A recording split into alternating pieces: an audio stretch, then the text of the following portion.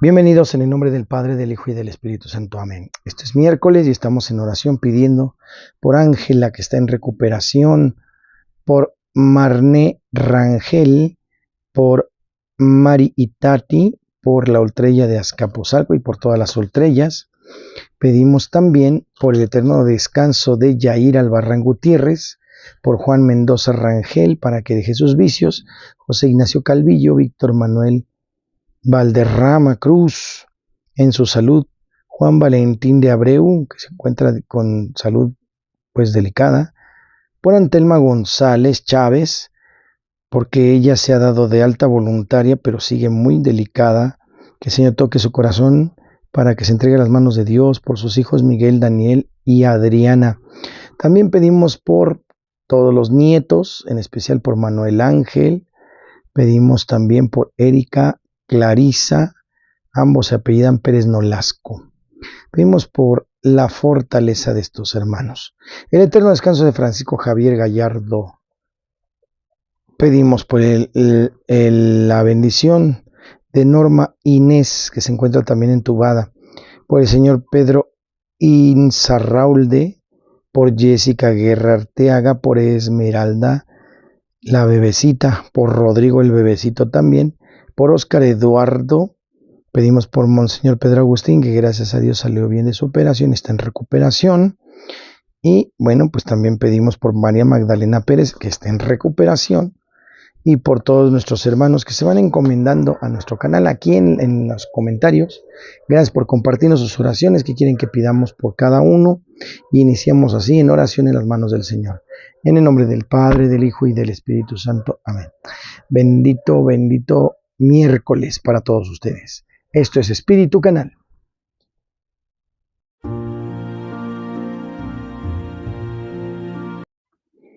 Lectura del Santo Evangelio según San Mateo, capítulo 25 al 27. En aquel tiempo Jesús exclamó: Te doy gracias, Padre, Señor del cielo y de la tierra, porque has escondido estas cosas a los sabios y entendidos y las has revelado a la gente sencilla. Gracias, Padre, porque así te ha parecido bien. El Padre ha puesto todas las cosas en mis manos.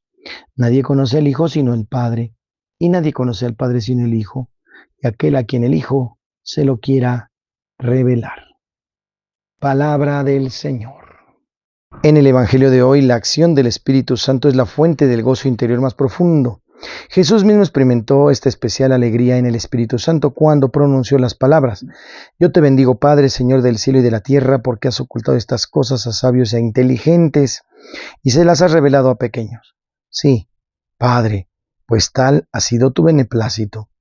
En el texto de Lucas y Mateo siguen las palabras de Jesús sobre el conocimiento del Padre por parte del Hijo y del Hijo por parte del Padre. Conocimiento que comunica el Hijo precisamente a los pequeños. Es pues el Espíritu Santo el que da también a los discípulos de Jesús no solo el poder de la victoria sobre el mal, sobre los espíritus malignos, sino también el gozo sobrenatural del descubrimiento de Dios y de la vida en Él mediante su Hijo. La revelación del Espíritu Santo mediante el poder de la acción que llena toda la misión de Cristo acompañará también a los apóstoles y a los discípulos en la obra que desarrollarán por mandato divino. Se lo anuncia Jesús mismo. Recibirán la fuerza del Espíritu Santo que vendrá sobre ustedes y serán mis testigos hasta los confines de la tierra. Hechos 1:8.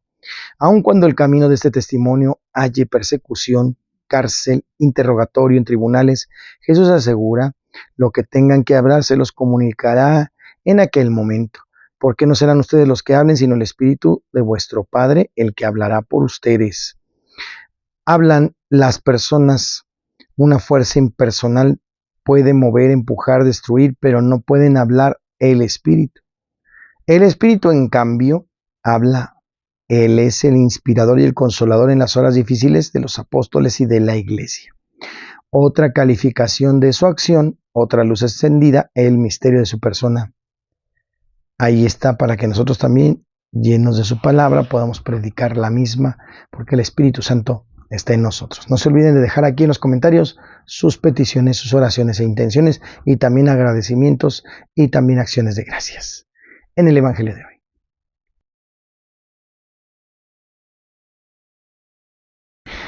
En el tema de hoy, diferencias entre el catolicismo oriental y el occidental. El catolicismo, una de las ramas más grandes del cristianismo, a menudo se perciben como una denominación singular. Sin embargo, abarca una rica diversidad de tradiciones y prácticas, principalmente categorizadas en catolicismo oriental y catolicismo occidental. Comprender las diferencias entre estas dos es esencial para cualquier persona que desea profundizar su conocimiento de la fe católica, explorar su vasto patrimonio cultural o participar en el diálogo interreligioso.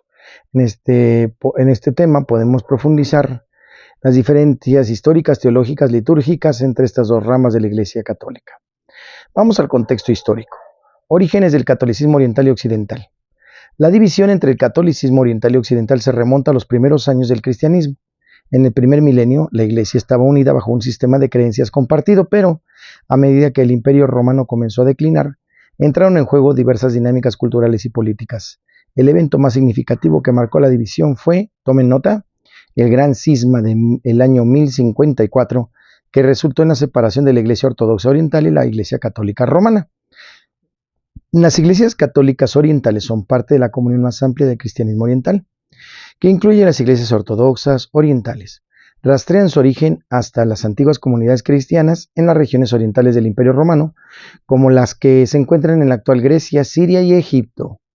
En contraste, el catolicismo occidental se desarrolló principalmente en Europa occidental, particularmente en Roma, que se convirtió en el centro de liderazgo papal. El rol del papado. En el catolicismo occidental, el Papa, como obispo de Roma, tiene autoridad suprema sobre la Iglesia Católica Romana. Sirve como una figura central en la gobernanza y la teología católica. Esta supremacía papal es la característica clave que distingue al catolicismo occidental de su contraparte oriental, donde la autoridad es más descentralizada. En el catolicismo oriental, aunque haya jurisdicciones católicas que reconocen la autoridad del Papa, la estructura de gobernanza es más colegiada. Las iglesias católicas orientales a menudo operan con mayor autonomía respecto a sus prácticas litúrgicas y gobernanza interna. Vamos a la teología. Diferencias teológicas, doctrina y dogma. Tanto el catolicismo oriental como el occidental se adhiere a las creencias fundamentales expuestas en el credo niceno. Sin embargo, hay algunas matices teológicas que vale la pena señalar, por ejemplo, la controversia del filioque. Representa una diferencia doctrinal significativa. La Iglesia occidental añadió la frase "y del Hijo" a la descripción de la procesión del Espíritu Santo en el credo, que no es aceptada en la tradición oriental. Este debate resalta los diferentes énfasis teológicos en las dos ramas del catolicismo. Otra diferencia teológica radica en la comprensión del pecado original y la salvación. Mientras ambas tradiciones reconocen el concepto del pecado original, la teología oriental tiende a enfatizar la oosis, que quiere decir el proceso de hacerse uno con Dios, como el objetivo último de la salvación, mientras que el catolicismo occidental a menudo se centra en nociones legales de expiación y redención. Sacramentos. Tanto el catolicismo oriental como el occidental reconocen 7 sacramentos, que son bautismo, confirmación, Eucaristía, penitencia, unción de enfermos, órdenes sagradas y matrimonio. Sin embargo, la administración y comprensión de estos sacramentos pueden diferir significativamente. Por ejemplo, en las tradiciones católicas orientales, el bautismo, la confirmación y la Eucaristía suelen administrarse consecutivamente en una única ceremonia conocida como crismación. En contraste, el catolicismo occidental generalmente administra estos sacramentos por separado, con la confirmación a menudo ocurriendo años después del bautismo. Perspectiva sobre María y los santos. Ambas ramas del catolicismo consideran a María, la Madre de Jesús, en alta estima, pero su énfasis puede diferir. El catolicismo occidental observa ciertos dogmas como la Inmaculada Concepción y la Asunción de María, que están menos definidos explícitamente en la teología oriental. El catolicismo oriental tiene una profunda veneración por María y enfatiza su papel como modelo de obediencia humana a Dios, pero lo hace dentro de un contexto más amplio de la comunión de los santos. Prácticas litúrgicas. Liturgia divina contra la misa. Las prácticas litúrgicas del catolicismo oriental y occidental exhiben algunas de las diferencias más notables. En las iglesias católicas orientales se celebra la liturgia divina, que incluye rituales ricos, cantos e iconografías que reflejan tradiciones cristianas antiguas. La liturgia suele ser más larga y hay un fuerte énfasis en la comunidad y la presencia mística de Dios durante la adoración. Por otro lado, la misa es la tradición occidental que es más simplificada. Si bien la misa católica romana también contiene elementos profundos de adoración, la estructura y la duración tienden a ser menos elaboradas que la liturgia divina oriental. Además, el uso de las lenguas vernáculas en la liturgia se ha vuelto generalizado en el catolicismo occidental desde el Concilio Vaticano II. Uso de íconos y símbolos. En el catolicismo oriental, el arte sagrado está dominado por íconos, que se consideran ventanas hacia lo divino. Los íconos sirven como herramientas esenciales en la adoración y la devoción, ayudando a los fieles a conectarse con el reino celestial. La contemplación. La veneración de íconos está profundamente arraigada en la tradición cristiana oriental. En contraste, el catolicismo occidental utiliza estatuas, pinturas y otras formas de arte para transmitir mensajes religiosos. Si bien ambas tradiciones valoran la expresión artística de la fe, la simbolización o forma difieren marcadamente, reflejando su contexto teológico y culturales únicos. Influencias culturales. El catolicismo oriental y occidental han desarrollado identidades culturales distintas, influenciadas por las religiones o los lugares en las que se encuentran. Es decir, la Iglesia Católica Oriental refleja las tradiciones de los países donde se originaron, como prácticas bizantinas, maronitas, armenias. Cada una de estas tradiciones incorpora costumbres, lenguajes, estilos litúrgicos únicos. Por otro lado, el catolicismo occidental, el nuestro, está influenciado predominantemente por la cultura latina que modela sus rituales y gobernanza. La comunión católica romana es globalmente diversa, incorporando elementos de varias culturas mientras mantiene un marco litúrgico común. Movimientos ecuménicos. El siglo pasado ha visto un creciente interés en fomentar el diálogo entre el catolicismo oriental y occidental.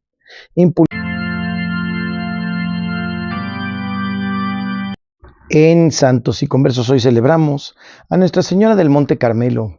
El Monte Carmelo ha sido un lugar de oración y cercanía a Dios desde la época del profeta Elías del siglo X antes de Cristo. Fíjense desde cuándo.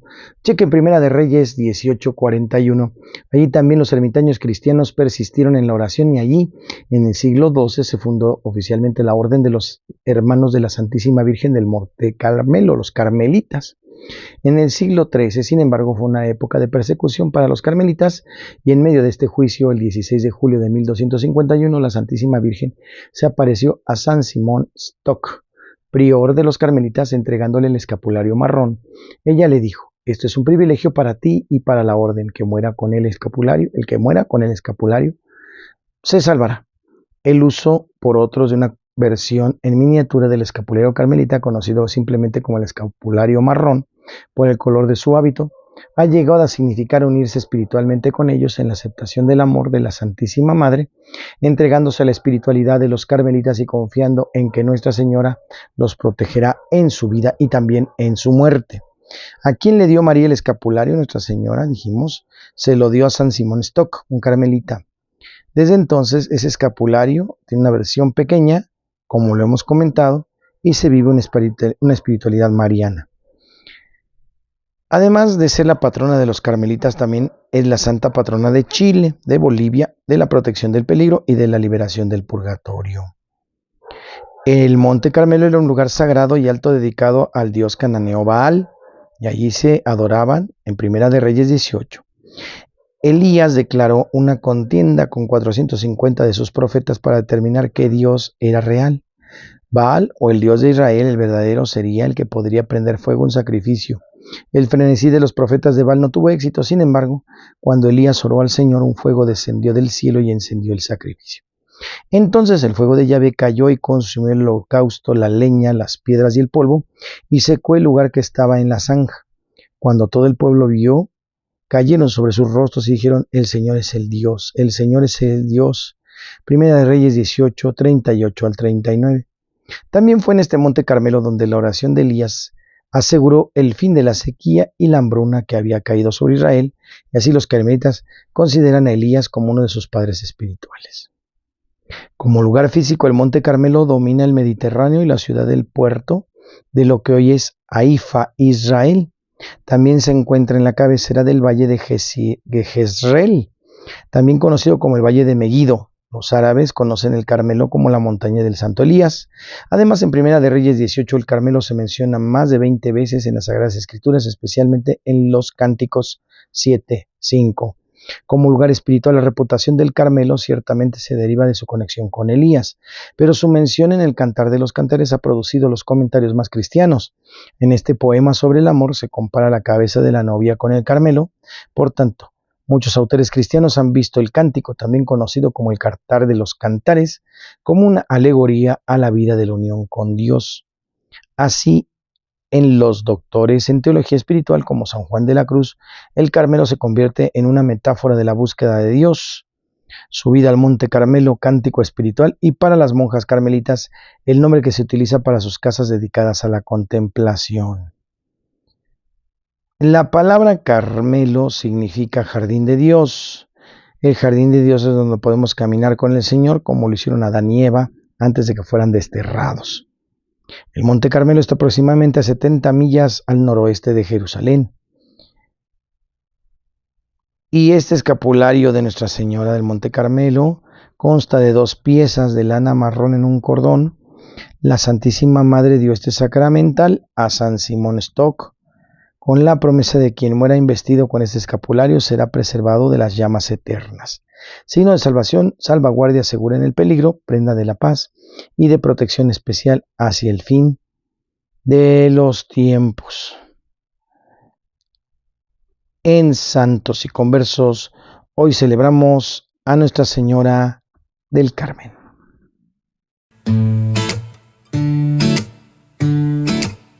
La rola se llama Amémonos de Corazón, la conocemos, ahora vamos a escuchar la voz hermosa de Milena Hernández. Adelante. Amémonos de corazón, no de labios ni de oídos, para cuando Cristo venga nos encuentre reunidos, para cuando Cristo venga nos encuentre reunidos.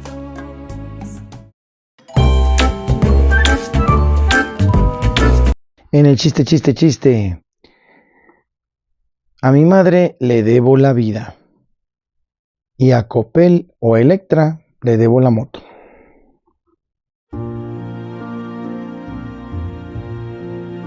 Estamos en Curiosidades de la Iglesia Católica.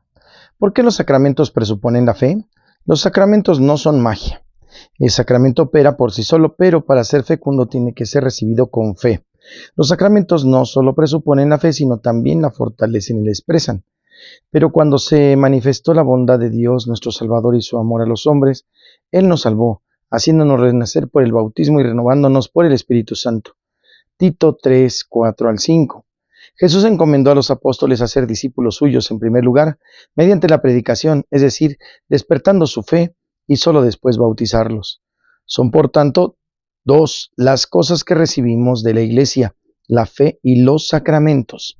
Tampoco hoy se hace uno cristiano mediante un mero rito o registrándose en una lista, sino mediante la aceptación de la fe verdadera. Recibimos la fe verdadera de la Iglesia que responde de ella. Dado que es la fe de la Iglesia la que se expresa en la liturgia, ningún rito sacramental puede ser modificado o manipulado a voluntad de un ministro o de la comunidad. Les he transmitido, en primer lugar, lo que yo mismo recibí, 1 Corintios 15:3, en Curiosidades. Pues muchas gracias por acompañarnos en este video. En un ratito más me veo con mis queridos amigos carismáticos y también franciscanos en la parroquia de Coyoacán. Allá tendré el gusto de verlos. Gracias por invitarme a la formación litúrgica que están teniendo fuertemente todos los miércoles. Ya tuve la oportunidad de platicar un poquito sobre las partes de la Santa Misa y ahora concluiremos con algunos temas de índole del calendario litúrgico, algunos otros elementos y también los sacramentos. Muchas gracias por estar con nosotros. Esto es Espíritu Canal. El Señor les guarde, les protege, les bendiga, haga resplandecer su rostro sobre ustedes y les conceda la paz. Les bendiga el Padre, el Hijo y el Espíritu Santo y les acompañe siempre. Yo soy el Padre Jorge Arturo. Dale like y suscríbete. Y no se te olvide, el día de mañana jueves tendremos un acto penitencial, o sea, habrá confesiones en la parroquia San Mateo a partir de las 6 de la tarde. Invitados todos. Muchas gracias. Esto es Espíritu Canal. Gracias, hermanos.